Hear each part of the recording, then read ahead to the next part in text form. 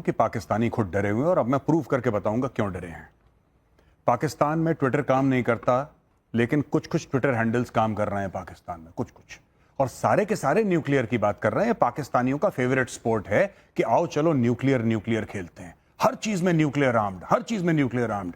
रमीज राजा commentary देता है, 4-5 साल पहले की बात है, वो कहता है this is a match between 2 nuclear armed neighbours. ये इनका हाल है। ये पाकिस्तानी क्यों न्यूक्लियर की बात करते हैं? क्योंकि इनको पता है कि भारत हमला करने वाला है और इनको पता है कि न्यूक्लियर करेंगे तो 4 लोग आके बीच में बचाव करवा देंगे हमारा। मैं आपको 2-3 चीजें बता देता हूं। हम कोई आपको प्रूफ देने में इंटरेस्टेड नहीं है। हमने 26/11 का प्रूफ दिया था, आपके जज ने बोला दिस इज लिटरेचर, उसने कूड़ेदान में फेंक दी प्रूफ, हमने पाकिस्तान को कूड़ेदान में फेंक दिया। देखिए बात सिंपल सी है भाई साहब, मैं आपको समझा देता हूं। सिंपल सी बात है, यहां पे आपका मुकदमा हुआ है, मोदी जी ने फैसला दे दिया है, वो फैसला, उस फैसले को इंप्लीमेंट करना इंडियन आर्म्ड फोर्सेस का काम है, वो हम कर देंगे। ये बहस क्यों कर रहे हैं? ये बहस क्यों कर रहे हैं कि ऐसा हो जाएगा फिर वैसा हो जाएगा? कुछ नहीं होने वाला। ये सारा मामला एक तरफा है। आपने जो करना था पहलगाम में आपने कर दिया, ठीक है साहब, जिंदगी है, क्रिकेट का गेम है, सबकी बैटिंग आती है, अब हमारी बैटिंग है, कोई बात नहीं। देखिए होगा, मार पड़ेगी आप लोगों को, तबीयत से मार पड़ेगी। मैं एक और चीज बताऊंगा नाविका, ये जो अज्ञातों की बात करते हैं ना कि अज्ञात हैं, अननोन गनमैन जो पाकिस्तान में, मैं इनसे कहना चाहता हूं ये आसिम मुनीर का सर काट के लाओ मेरे पास। मेरी जितनी जिंदगी की कमाई है ना, मैं देने को तैयार हूं। आज नाविका कुमार की शो पे कह रहा हूं, जिंदगी की जितनी कमाई है, आसिम मुनीर का सर काट के लाओ इंडिया, मैं अपनी सारी जिंदगी की कमाई दे दूंगा, फिर चाहे मुझे दोबारा ग्राउंड जीरो से शुरू करना पड़े। हम लोगों ने जो गलती करी, एक ही गलती करी, हमने एंटी टेररिस्ट ऑपरेशंस करे।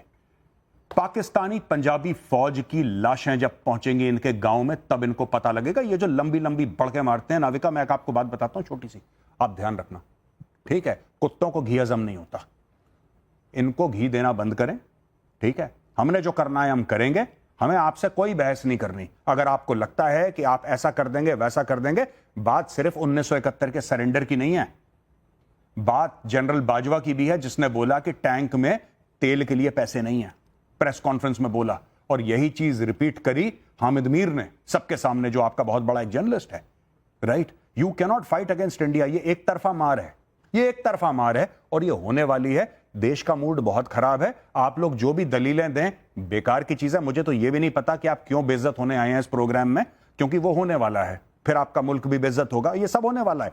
And I am telling you, Asim Munir and everybody, आपका बलूचिस्तान जलने वाला है।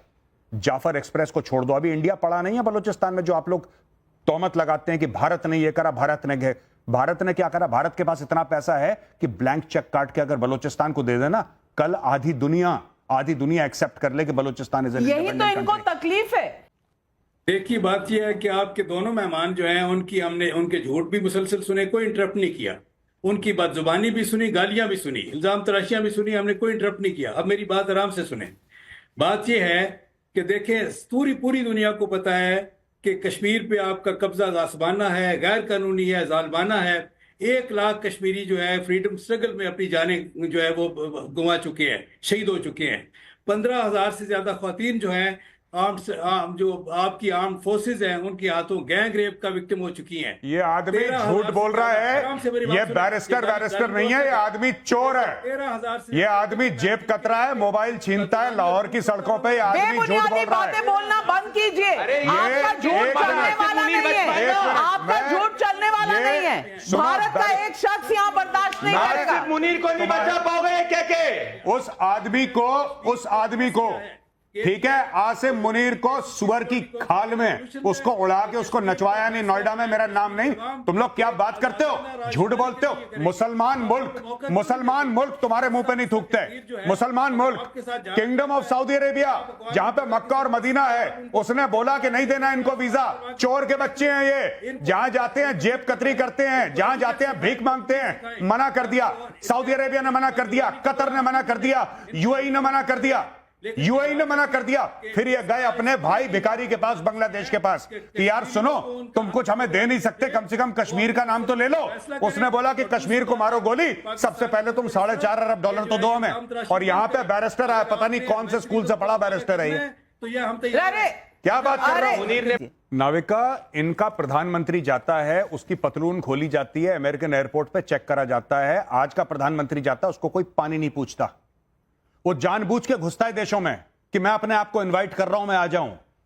बात सिर्फ भीख की नहीं है, बात यह है कि 40,000 पाकिस्तानियों को निकाल दिया जाता है कि तुम भी भिखारी हो। ये पूरी कौम 25 करोड़ भिखारी है, ऊपर से नीचे। इनका प्रधानमंत्री भी भिखारी है और जो इनका कॉमन मैन है वो भी भिखारी है। लूट के अपने देश को खा गए हैं। नॉट ओनली दैट, ये सिर्फ लूट के नहीं खाया इन लोगों ने ऐसा काम करा है आज की तारीख में।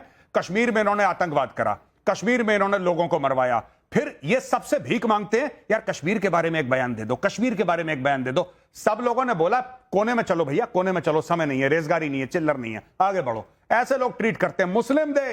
मुस्लिम देश इनसे हाथ जोड़ के कहते हैं भाई तुम मत आना। फिर भिखारी पहुंच जाते हैं कि हज के लिए आ रहे हैं, उम्रे के लिए आ रहे हैं। असली बात है कोई हज उम्रे के लिए नहीं आ रहा। शहबाज शरीफ वो जाता है भीख मांगने के लिए, उसको भीख नहीं मिलती।